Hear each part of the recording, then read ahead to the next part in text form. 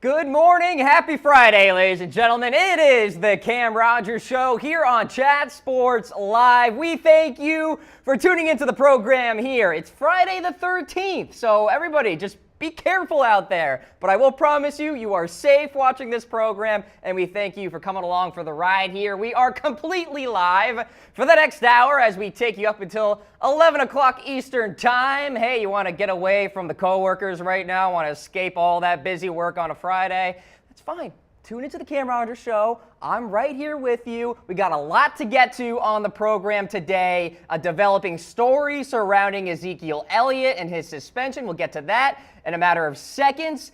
We are expecting some breaking news surrounding the UNC basketball investigation into the academic scandal that has just gone on and on and on. They are releasing the essentially punishments at 10 o'clock right now on the East Coast, so we will fill you in terms of the breaking news as that unfolds. And then we have PGA Tour golfer Billy Hurley III coming on the program at 10:15. PGA Tour winner back in 2016. Looking forward to chatting with him. Of course, the only PGA Tour player who is a veteran, so very excited to have him on the program. And coming up later, I'll break down every single NFL matchup in Week 6. It's a pivotal one, ladies and gentlemen. Quite a slate to go through. I'll pick every single game, essentially project your NFL Sunday for you, so you don't even have to watch the games. Like, I am giving you the answers. So looking forward to that. That's coming up at 10:30 Eastern Time.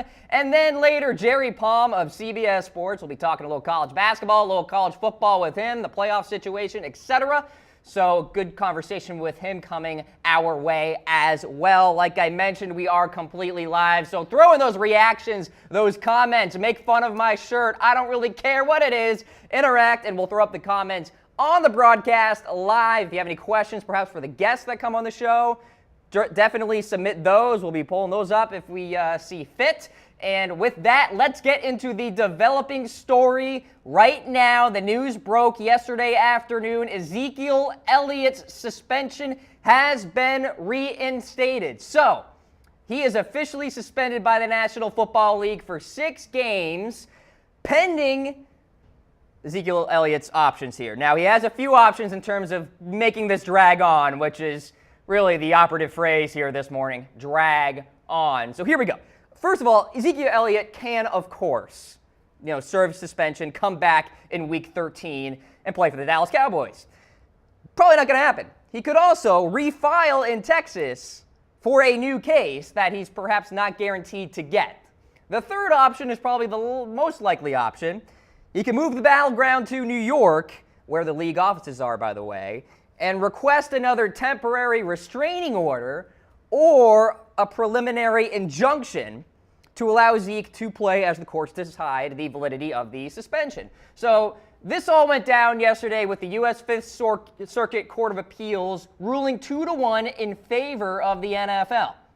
So with that, Ezekiel Elliott is presumed suspended. The Cowboys are off this week, so they're on the bye week, which means this wouldn't count for Ezekiel Elliott's suspension. It would actually really begin in Week 7 when he misses his first game. So here's the player card, more information about Ezekiel Elliott right now. As you look at the Dallas Cowboys' running back core, you have Alfred Morris, Darren McFadden. Look, those are serviceable running backs that have performed well on the big stage before. But this is a situation where we are now engaged in a tug of war between the NFL and Ezekiel Elliott. The NFL trying to right the wrongs of the past with their, shall we say, domestic violence fumbles, no pun intended, and Ezekiel Elliott trying to prove that he is indeed innocent. Now, I am not here on this broadcast to say whether or not he is innocent. I am here to say that this needs to stop, and I think Ezekiel Elliott needs to phone it in.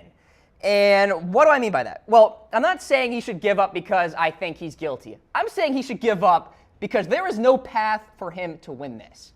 The NFL is going to fight to the bitter end to get that 6-game suspension down so it can save their buttocks because of the fumbles that they've had with other domestic violence cases. I have a list of examples where the NFL has absolutely messed up in terms of laying down suspensions, and this is after they announced that 6-game automatic penalty. that's setting that precedent and really didn't follow along with it. So Quincy Enunwa, arrested and charged with simple assault against a woman, 4-game suspension. Josh Brown, kicker for the New York Giants back in the day, charged with domestic violence. 1-game suspension initially. They did tack on a couple more. Junior Gillette, same charges as Josh Brown, domestic violence, 2-game suspension. Cowboys running back Joseph Randle. I'm sure Ezekiel Elliott is talking with him right now to discuss how to go about this. 2015, he was the running back for the Cowboys. Domestic violence charge with a weapon, 4-game suspension. And then let's just juxtapose it for fun.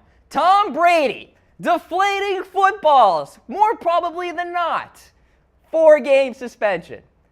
So the NFL obviously messed up the Ray Rice situation, and they implemented this policy of an automatic 6-game suspension to kind of right the wrong of that, to create some sort of stability in terms of these suspensions. And I just read off a list of players where they messed up. And now they're at that point where it's becoming a major PR nightmare, and they have to get this right. That's what they're saying to themselves. Roger Goodell, the league officials, they have to get this right. And they really feel that Ezekiel Elliott deserves to be suspended for 6 games. And another thing we need to point out, the burden of proof in a regular court system in the United States is far different than the burden of proof required for an employer, for a private company, for the NFL, right? If I was a boss of a private company, I wouldn't need the burden of proof to fire somebody like the United States court would to prosecute somebody, okay? It's a different situation. I could fire somebody for absolutely no reason.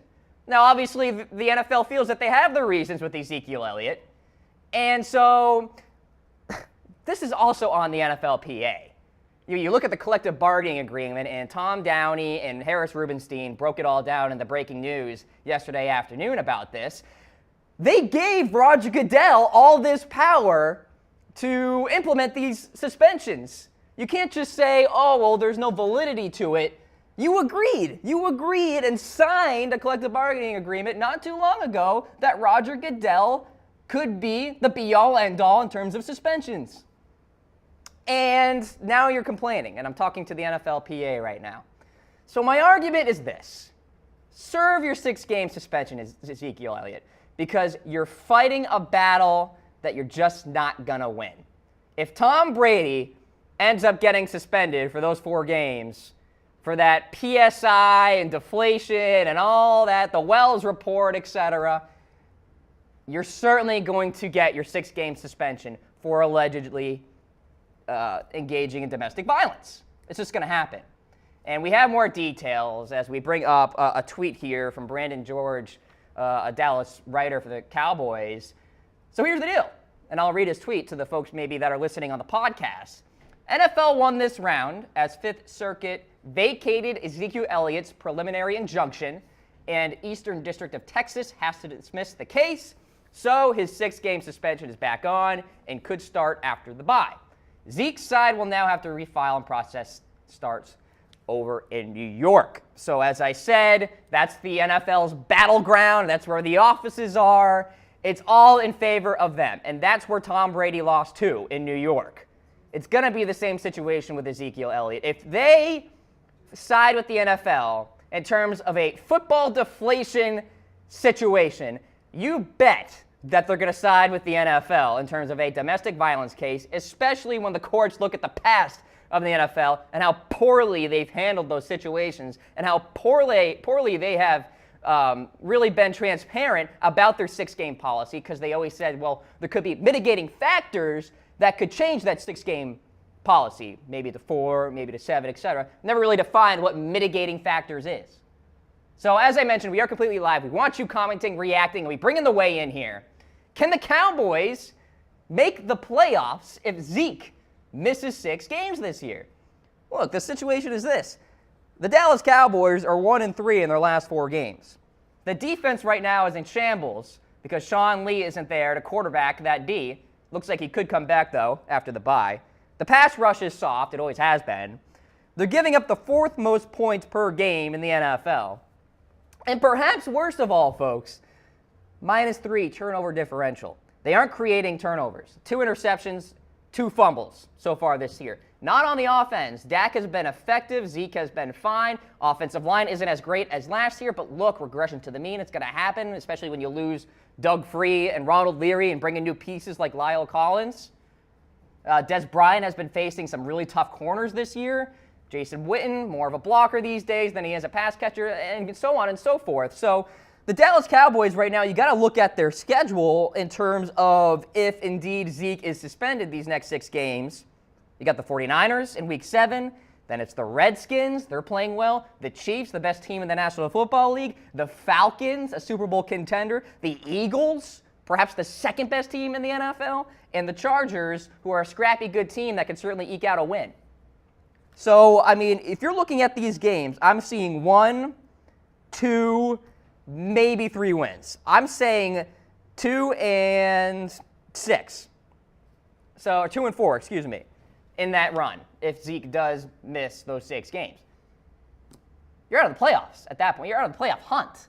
And especially with the way in which the Eagles are playing, and the Redskins have a really great defense this year. So, if you look at the grand scheme of things, wouldn't you rather, and I'm talking to Cowboys fans here, wouldn't you rather have Zeke serve these 6 games now and kind of just tread water for those 6 games, maybe, just accept the fact that you're not going to miss the playoffs, than kind of push this down the road and have it be a Tom Brady situation where Zeke misses his first 6 games in 2018 when you're hoping for a fresh start, new draft picks, etc. It's going to be one of the two, Cowboys fans, so you're going to have to pick one. Zeke's not going to win this, as I said. It's just not going to happen. So you're gonna have to really just pick one side of the coin. Here's Zeke's attorney, Frank Salzano. Quote, "We are currently exploring all of our legal options and will make a decision as to what is the best course of action in the next few days." So we will be breaking this news at some point in terms of what Zeke's camp will want to do. Like I said, 3 options, really. Miss the games, refile in Texas, or go and fight it in New York. And it looks like probably Zeke is going to do that, fight in New York and see what happens. But, I mean, I really hope that Zeke's attorney and the rest of his legal team really look at the grand scheme of things, look at the data, look at the past. Has the NFL really been beat in New York recently in terms of these cases? So it's something that Zeke and his team are going to have to discuss. But for Dallas' season going forward, I don't think they're making the playoffs. I mean, even with Zeke in the lineup right now, that defense isn't getting it done. It's not the same as it was last year. Last year, they had a really great run defense. And now this year, they're seeing some holes. And it's amazing to me how the absence of one player on that side of the ball can absolutely change the complexion of that D with Sean Lee out. It's almost like losing Paul Posluszny for the Jaguars back in the day when he was so elite at that position, kind of like a quarterback of a defense. And the defense for the Cowboys with Sean Lee out looks lost. And the Cowboys have never really been an exotic blitzing type of D, at least in the last few years. It's always been kind of a zone cover 2 type of conservative, bend but don't break type of D, because you had Tony Romo and Des Bryant and a solid enough running back core to get it done on the other side of the ball. But if Zeke is out for these 6 games, yeah, you could put some faith in Alfred Morris and Darren McFadden to make something happen on the ground, but they're no Zeke Elliott. And with the way in which Des Bryant is playing right now, I mean, yeah, he had a serviceable game against the Green Bay Packers, but you got to wonder about his confidence at this juncture, playing really tough corners at the beginning of the year, and can he bounce back from that? And who's that second guy in the wide receiving core that can get it done? Butler? Williams? Tom Downey, big Cowboy fan here at Chat Sports, has said that he doesn't have much faith in these guys at this point. So Dallas Cowboys and Zeke Elliott certainly have some news to look ahead to, whether it's Zeke actually missing these 6 games, whether Zeke is going to fight it in New York. My argument is this: Zeke, you got to phone it in, bud. Just serve those 6 games. You're not going to win this. The NFL has screwed up so many times in terms of domestic violence. They want to get this right. They're going to fight it to the bitter end, and it's going to be in their backyard. It's a tough situation for Zeke. So I'm sure he will continue to talk with his legal team today. Perhaps we have some news today about it on NFL Daily in terms of perhaps Zeke just deciding to serve those 6 games, or he's going to fight it. We'll see. And that's the opening rant here on the Cam Rogers Show. We're going to hit a quick break here on the program. Coming up on the other side, we've got PGA Tour golfer Billy Hurley III coming on the show. Some fun conversations coming your way. It's the Cam Rogers Show here on Chat Sports Live.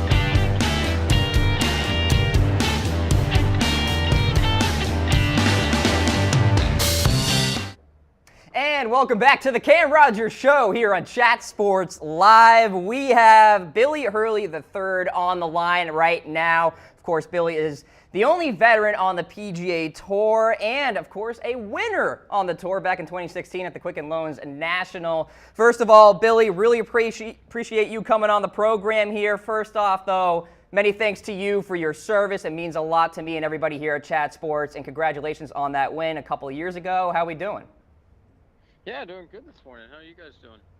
We're doing fantastic. Quite a busy news day here, Billy, but a lot to get to in terms of the golfing world. And I want to start off with looking back at your previous campaign in 2017, and you played in your first ever Masters tournament. And I feel like playing in your first Masters has to be incomparable. Coming down Magnolia Lane, the views, and just it's a unique tournament. I want to get your thoughts on that experience as a whole. Well, I think incomparable is really a good word, Cam. I mean, I think you kind of hit the nail on the head with that, and there really is not another tournament like it. You know, I've played every major.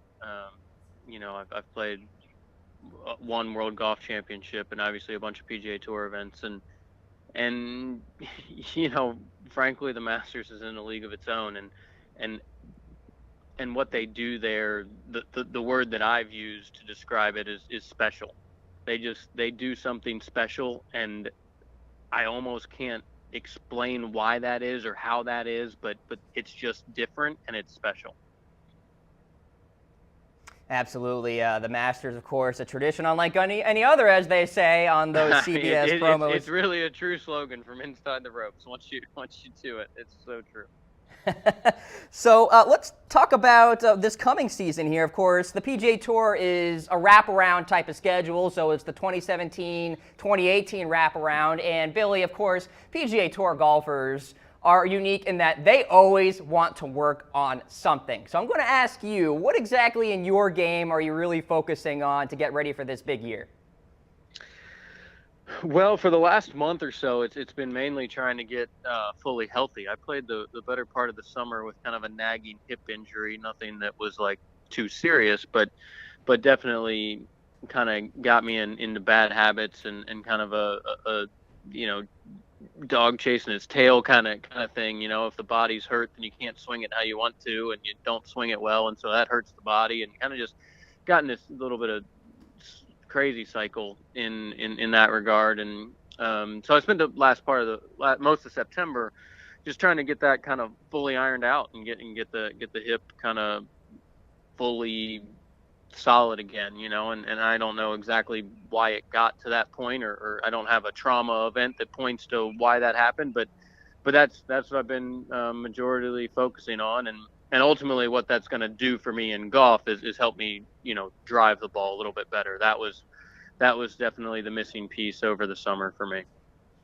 And talking about the schedule here, Billy, of course, 2017, 2018, basically the same as 2016, 2017. Now things get interesting in 2019. Of course, you have the PGA Championship moving to May, got the Players Championship moving to March, and it seems as though there's a big cushion in August in terms of what the tour wants to do. I want to ask you about your thoughts on those changes and also your thoughts on the FedEx Cup playoff format right now. Could you see it shortening from maybe 4 tournaments to just 3 without a break? What are your initial thoughts on 2019?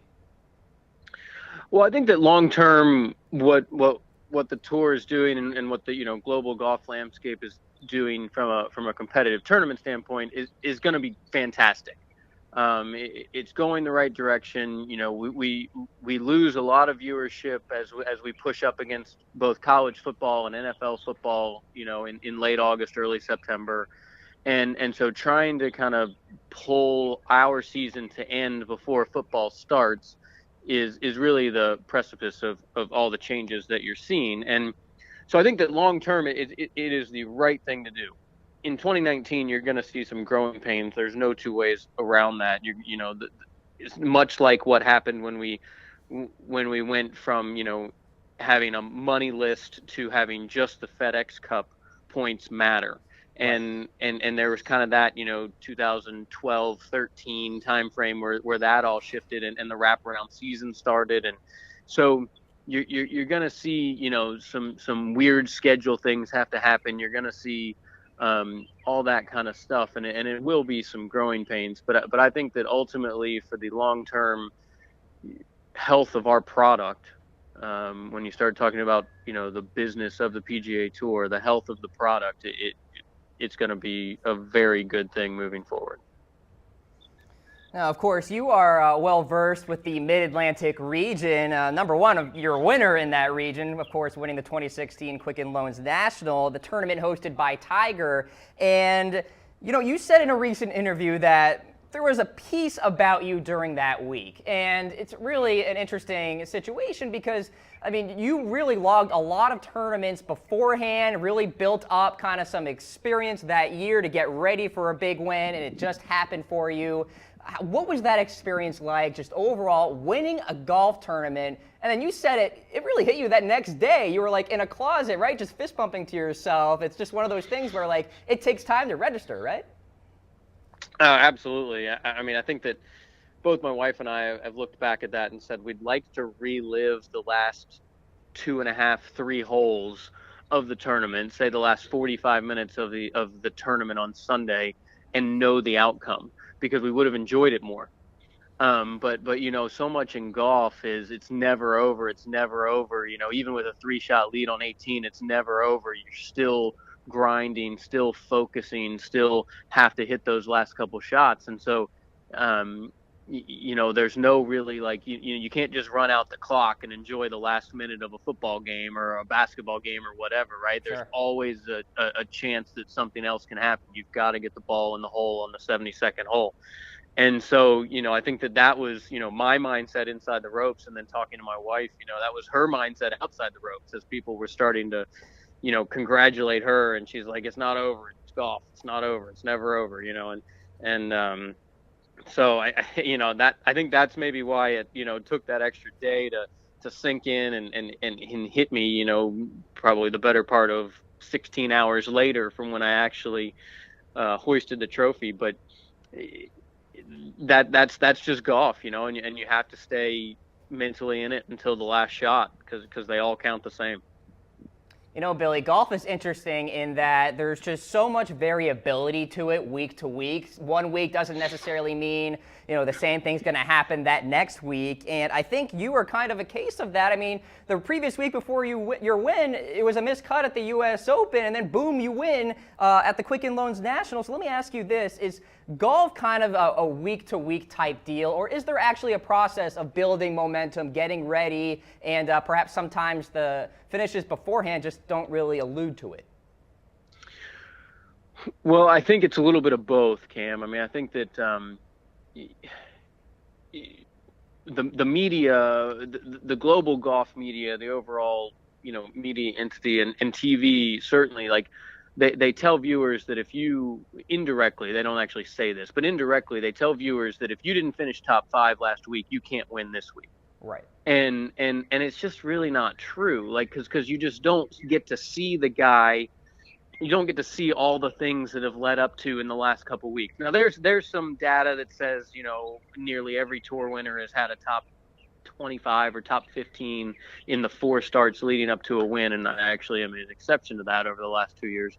But what you don't see is in the U.S. Open the week previous, I had probably the best 3 days of practice I had all year.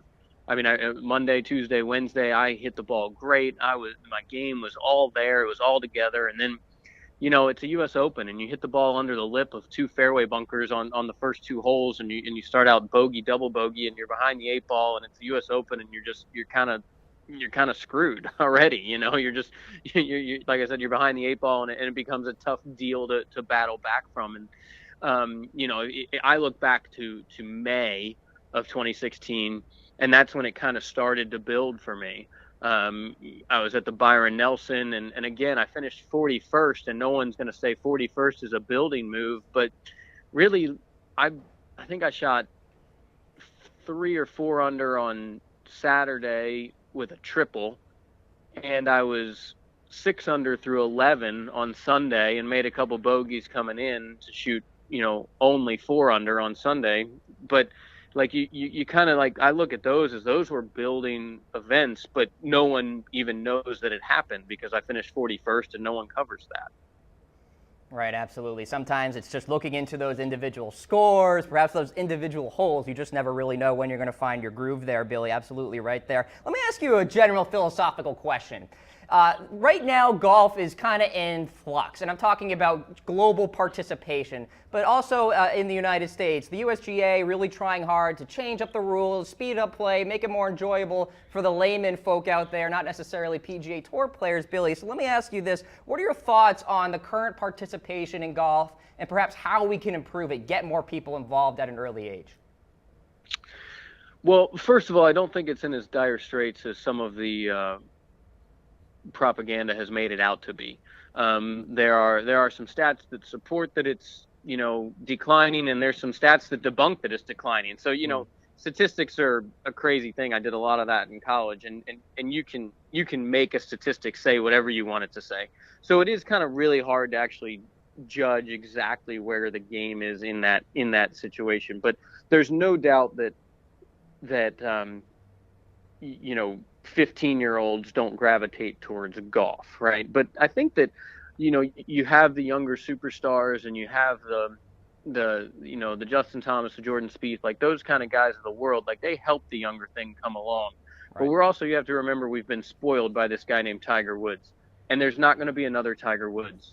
And so, like, that was the boom in golf, and everybody thinks that that's how it's supposed to be, at this point in time, because 20 years ago, in 96, 97, when Tiger Woods was 21, 22, and he was Tiger Woods, the same thing's just not going to happen again. It just doesn't.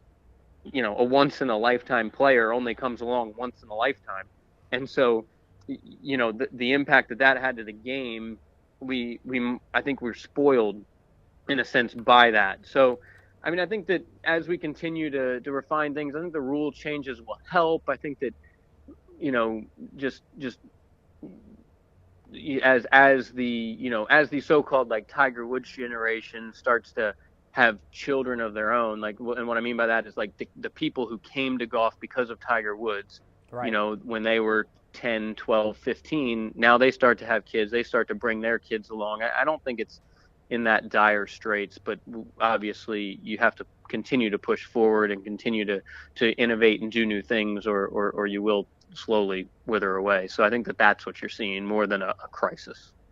Well, Billy, I'm glad that you mentioned Tiger. I've got my Tiger Woods golf shirt on right now, and a little victory red on this Friday. So I do want to ask you about Mr. Woods and perhaps where we're headed with the Tiger era. Some pretty stunning statements at the President's Cup saying that he could certainly see a scenario where he doesn't return to professional golf. Of course, Tiger well. You won his tournament. You interacted with him after that win. I want to hear your thoughts on where perhaps you could see Tiger ending up. Do you think he could come back to the PGA Tour? Because I would really love that. Or do you think maybe he's just going to stay kind of behind the scenes, kind of like as a vice captain, in many of these different type of team events, and perhaps a commentator? Who knows? What are your thoughts on the future for Woods? Well, it's all certainly speculation for me. I haven't talked to Tiger directly and regarding this kind of stuff, and I think that that there's a couple of things that I see and that I think one, yes, it's totally possible that he doesn't return to golf, and that's just a function of a number of different things. But I think mostly, and this is kind of a tricky balance for him, I think, but he enjoys being a dad. Right. And so for the first time in his life, in the last 5 years, as his kids have gotten a little older, like, he's got something else going on except golf. He's had nothing but golf going on in his life since he was about 4 years old, probably. And so I think that's a little bit of what you're seeing, is that he just has another interest, and good for him. So I think that he can come back and win again on the PGA Tour? Yeah, I think he can. Do I think he's going to do that? I don't know. I think it would be great for the game. I hope he does. But the flip side of that is that I've also heard that Tiger wants to show his kids what he can do, because his kids have never seen him win. His kids have never seen him, on the top of the game, based on their ages and in his career life. So that's kind of the seesaw there for him, as I see it. Again, that's total speculation on my part and just outside looking in. Well, Billy, yeah, certainly some interesting insight there in terms of Tiger. And to wrap up this interview, I gotta ask you a little advice here in terms of golf. So my move right now in my swing for golf, Billy, is kind of an over-the-top, steep kind of move. And I need your advice. How do I kind of fight that? Because I got to have a lot more lower body action going. I need more of an inside-out type of move. Any pieces of advice here that you can say right off the bat to help me out? Well, I might try tennis if I were you. But, golf is an incredibly complex, hard game. And I think that over the top comes from a lot of influences from other sports. When you think about hitting a baseball, throwing a football, throwing a lacrosse ball, those are over the top kind of shoulder moves, right? So the biggest thing I would look at is kind of trying to soften your right side at address, and kind of try and get that right arm, take your address position with just your left hand first, and then try and bring your right hand into the club from underneath, from kind of bring it in from that inside path that you're looking for. I think oftentimes if you get that right hand too strong, I don't mean strong in a technical sense, but too just gripping down, right, choking it, that it becomes difficult to bring the club in on plane like you're talking about. All right, I'm going from 15 to an 8 handicap. I can already feel it. There you go, ladies and gentlemen. Billy Hurley III, PGA Tour golfer, and of course, a U.S. veteran. Billy, can't stress this enough. Thank you very much for your service. I really appreciate you coming on the program. Perhaps next time you're on a tour stop here in Dallas, be sure to hit up Chat Sports, and hopefully we can reconnect soon. Sounds great. Thanks for having me. All right, there you have it. Billy Hurley III on the program. Great insight from him in terms of the PGA Tour, Tiger, etc. So many thanks to him for coming on, and hopefully we'll have him back on the program sometime soon. We want to roll in to the picks, but before I do that, we do indeed have the breaking news surrounding UNC basketball. There are my picks right there, but before I talk about those games, there has been a ruling. And the ruling is an absence of punishment. No punishment for UNC basketball. So they just released the information. I'll read the quote to you folks here in the breaking news.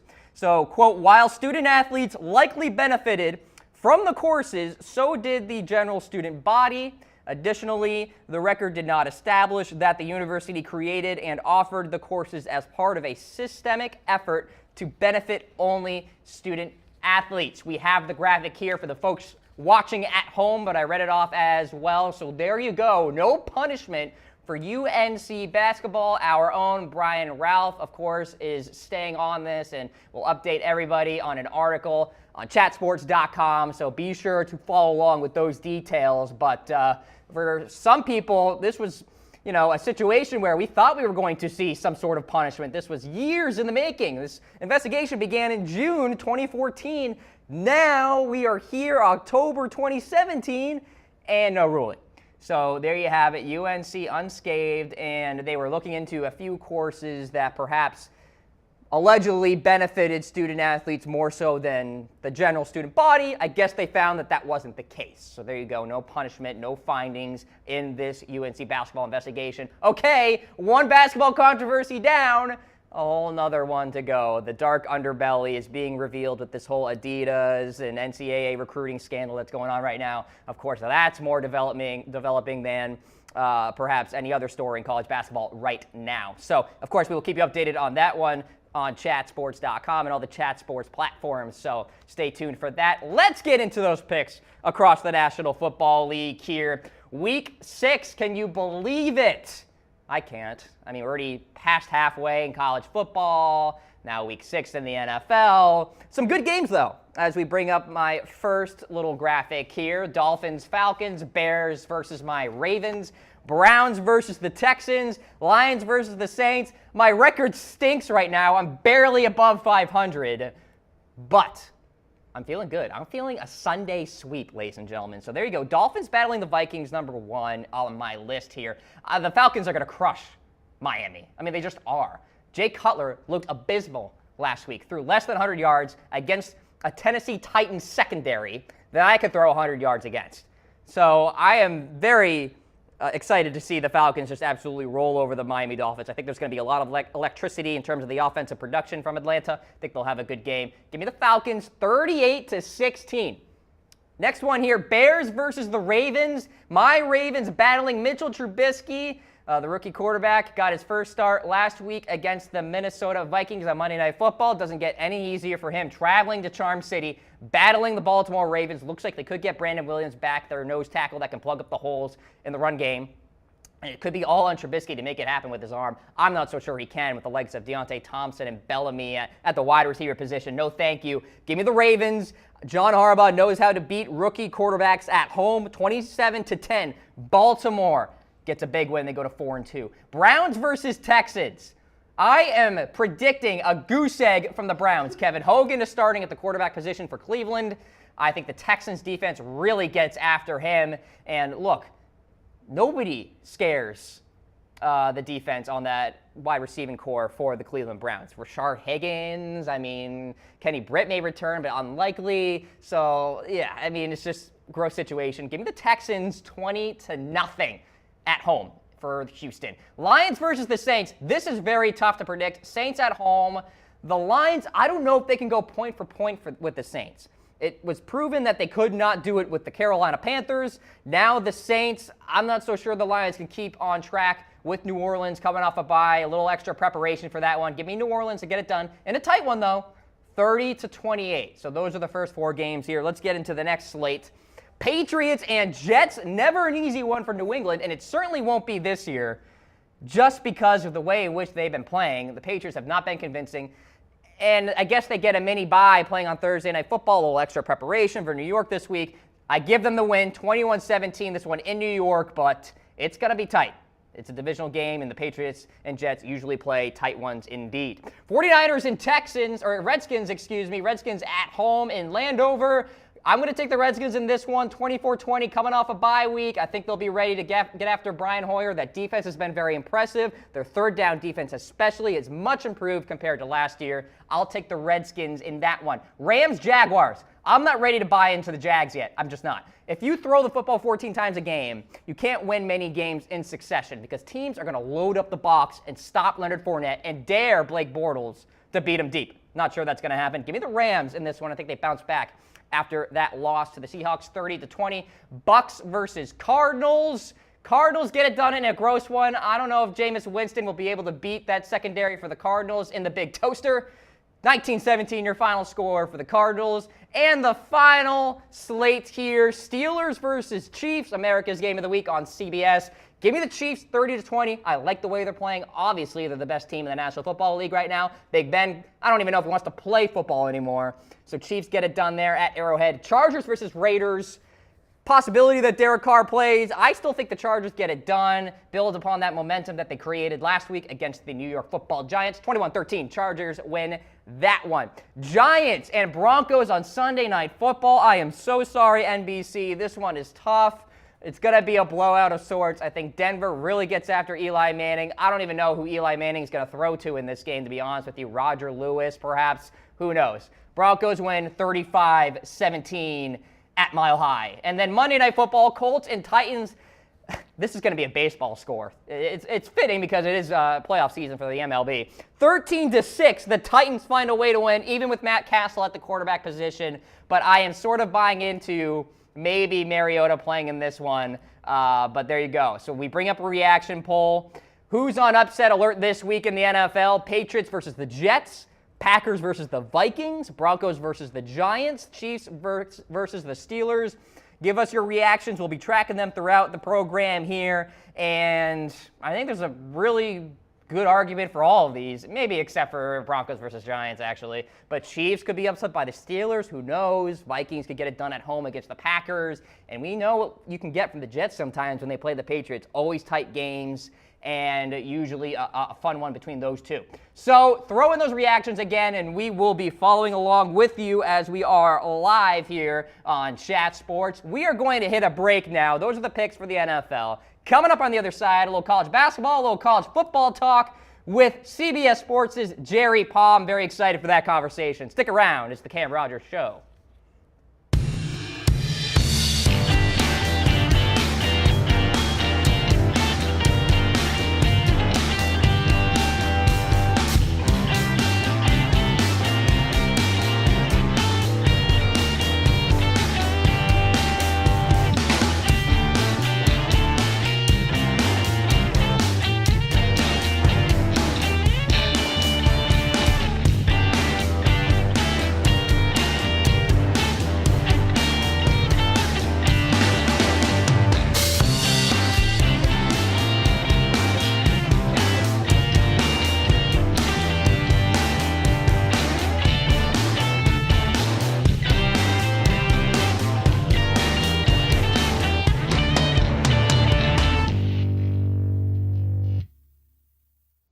And welcome back to the Cam Rogers Show here on Chat Sports Live. We have CBS Sports senior writer Jerry Palm, one of the best in the business here on the Cam Rogers Show. Jerry, appreciate the time, sir. How we doing? Okay, how are you? I'm doing fantastic. And hey, how about a little breaking news to talk about right off the bat? UNC and the basketball situation finally coming to a close in terms of that investigation with academic, perhaps trickery or what have you, however you want to say it. No infractions here, Jerry. Fraud is the word you're looking for. What are your thoughts on what just transpired? Well, basically the NCAA has just said that academic fraud is not their problem. And I guess the reason is because the fake class at North Carolina, which, by the way, wasn't just men's basketball. Football was in there. Women's basketball was in there. This really touched the entire athletic department, but also touched the school as a whole because it wasn't just athletes taking these classes. And that's why the NCAA has let them off the hook. It appears that because it wasn't geared just for athletes, that's why they've decided that this isn't really their problem. I don't necessarily agree with that. I think it's a huge loophole that other schools can just go charging right through. If academic fraud for athletes is not going to be part of the NCAA's problem, then why bother? Yeah, there you go, right there. So UNC unscathed with that situation, but some schools are under the gun right now, if you will, with some other situations in terms of the FBI investigation into Oklahoma State and all of these schools, Auburn too, in terms of recruiting and bribery and all this stuff here, Jerry. There's a lot of layers to this. What are your thoughts so far on what has transpired? Of course, Oklahoma State and Auburn have just been subpoenaed in terms of documents that are relating to these allegations. So you're, of course, staying on this story, I'm sure. What are your thoughts so far on what has gone on? Yeah, now this is a different thing than academic fraud because the FBI is involved. And the FBI can uncover things that the NCAA can't just by virtue of, their massive resources, but also subpoena power, which is something the NCAA doesn't have. You've got 4 assistant basketball coaches arrested. You mentioned 2 of the schools, and the other 2 are Arizona and USC in the Pac-12. But it seems like all of the action so far is at Louisville, which is described in the report but not named. But Rich Pitino's already lost his job. Tom Jurch, the AD, may lose his job. One of the assistant coaches has already been fired, and that program is undergoing an upheaval. I think is as the athletes involved, I hear in the short term, some of these athletes are at schools this year. Are they going to be eligible to play? That's a question the NCAA probably needs to address relatively quickly. And these schools need to decide for themselves whether or not to hold these athletes back, because if it's later determined that they're ineligible, everything they do with those athletes could be vacated. And Louisville has already held back Bowen, and I think just for that reason. But there's going to be other schools. I mean, there were schools described in the report where no indictments have come down yet, or no complaints have come down. Louisville is clearly one of those schools, so I think we can expect more probably in the relatively near term, but even in the long term. This is going to go on for a while. Yeah, this certainly seems like we need to buckle up and get ready for the long haul here, Jerry, because, I mean, it's a deep underbelly, the dark underbelly, as they said, the FBI officials. And let me ask you this. I've asked other people here at Chat Sports this question. What do you think about the NCAA perhaps just kind of catching up with the times and realizing that there may have to be some more profitability for the players and kind of just adapting to the times? That, look, there has to be a little more money involved for these players, not just a scholarship, room and board, etc. Do we see the possibility there of the NCAA kind of catching up with what is happening under the table right now? Well, there's a couple of different ways to approach that. One that you hear a lot is that the schools should just pay all the athletes more, stipends and stuff. Right. The problem with that is, you can't just pay the revenue-producing athletes. The men's basketball players and the football players at most schools, those are the revenue sports. There's some other sports at different schools that also are revenue producers, but those are the 2 main ones. But because of Title IX laws, you can't just pay them and not everyone. So then you're getting into a lot of money, and you have to keep in mind that of these 130 FBS schools or so, really only about 10% of them operate in the black, and everyone else is being subsidized by the schools. Even with all the big TV money, these schools are still outspending what they make for the most part. So that's a less likely option. Another option, though, would be for the NCAA to allow individual athletes to be able to profit off their name and likeness, sponsorships and things like that. And that way, the more marketable athletes, I suppose, can be compensated.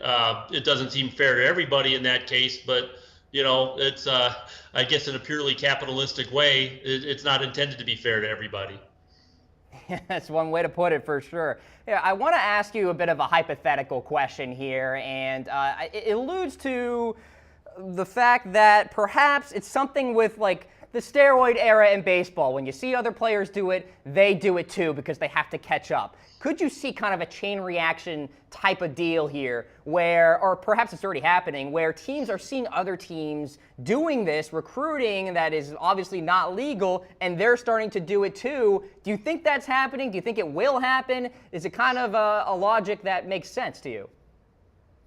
I think that's already happened, but it's probably stopped happening now with the FBI on everyone's back. But I think that's what you described is probably what happened to begin with. You know, all these shoe companies got involved, and you saw money being passed, and there were some schools that were going to join that party to try and keep up with the Joneses. That's not happening at every school, contrary to popular belief. I know that there are some major conference schools where, you know, the FBI investigation is a welcome thing to them because they know it's not going to touch them and it can level the playing field for them. But, you know, for the schools that have been trying to do this, it's going to be an uncomfortable, both short and long-term period of time. And, of course, Jerry, you will stay on this and check out his articles, too, on CBSSports.com. Jerry, let's move along here to college football, of course. That's going on right now as well. And one of the big upsets of the year, I mean, Iowa State taking down Oklahoma in Norman. I mean, beat writers out of Oklahoma saying that perhaps was the worst upset in, you know, Oklahoma history. So I want to get your thoughts there on that final. Yeah, I want to know your thoughts on the final score there, and where is Oklahoma headed from here? They're 12 now in the AP poll.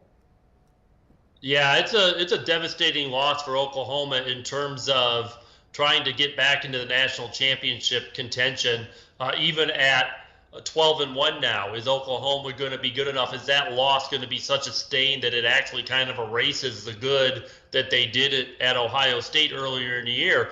But Oklahoma's problems are not just Iowa State. I mean, they gave up 38 points at home to Iowa State, who was playing their backup quarterback and at times a linebacker at quarterback. And then, but the game before that, 2 weeks prior, because they had a bye in between, they gave up 41 points to Baylor. So this defense that was so dominant in Columbus against Ohio State seems to have fallen apart. And if they don't get those issues fixed, Iowa State is going to be the least of their problems. And we do a lot of Michigan football coverage here at Chat Sports, Jerry. And I want to ask you about that loss against Michigan State and kind of where, at the Big House, losing in prime time. That's a tough pill to swallow, especially if you're Jim Harbaugh, Jerry. Now Michigan at number 17 with Spate out indefinitely. What are you projecting for the Wolverines the rest of the year? Is it kind of just a tread water situation? Well, it was going to be an uphill climb for them anyway, just because they struggle so much with Ohio State, who's better anyway. They do get Ohio State at home, but, you know, Penn State's better, and now Michigan State is beating them, and they've got to go to Wisconsin at some point in the regular season, too. I mean, you could look at an 8-4 Michigan State, who might actually still be a pretty good football team, but has 4 better ones than them on their schedule. So, you know, Michigan's defense is very good. It's really one of the best in the country, but the offense has sputtered pretty much all season long, with the possible exception of the second half against Purdue, where they wore them down really well.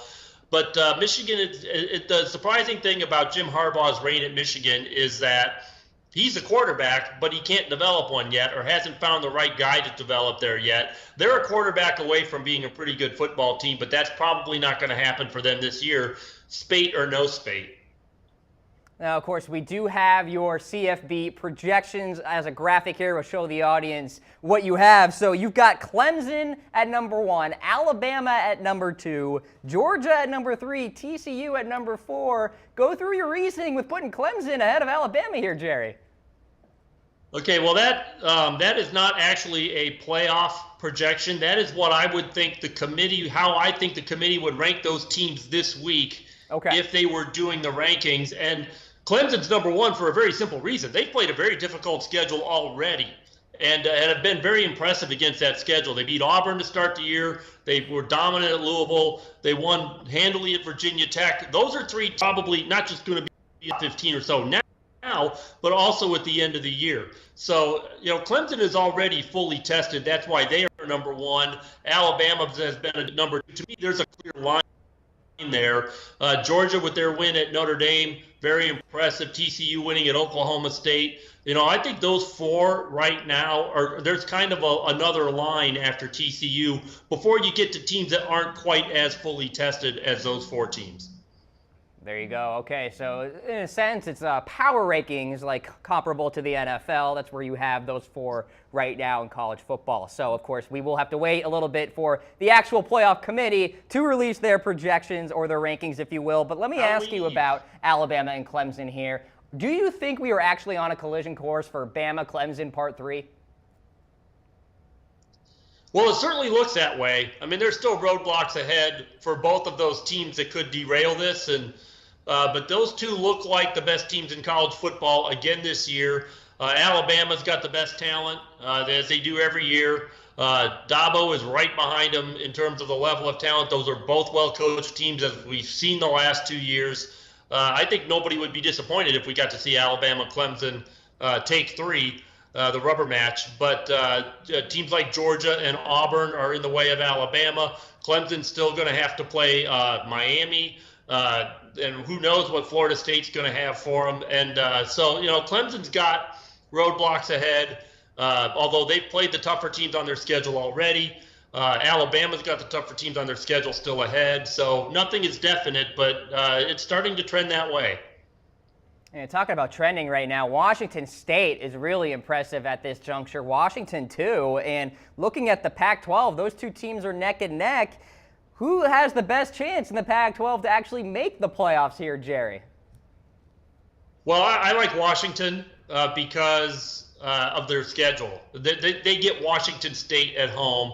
Oregon is a little bit down now because of injuries. I mean, they get off to a good start, but quarterback and running back out, a little bit tough. They're going to get healthy again at some point, but this is a good time to be playing Oregon, as Washington State found out last week. Stanford's got Bryce Love, but they don't have enough around him to compete, I think, with either of those teams. But then USC, USC is going to get a shot at somebody in the conference title game, and USC is good enough to win this league still. So don't rule them out. But right now, I think you need probably Washington.